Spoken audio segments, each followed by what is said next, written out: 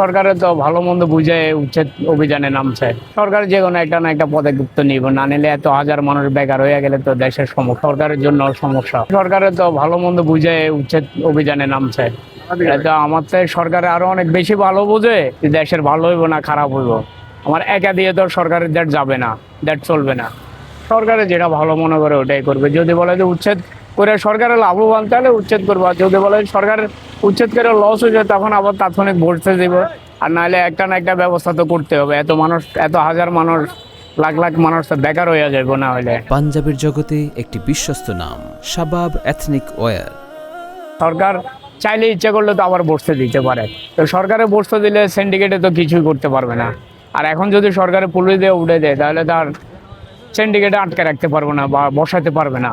বিকল্প এখনো কোনো পরিকল্পনা আসে নাই, মাত্র আজকে বন্ধ করছে। দু একদিন যাক, এরপরে পরিকল্পনা আসে না না আসে নির্ধারিত সময়সূচিতে বলা যাবে। চাঁদাবাজি তো এখন নাই। চাঁদাবাজি তো আমরা তো দোকানদারি করি, তো কোনো চাঁদাবাজি দিই না কারোরে 10 টাকাও দেওয়া লাগে না এখন।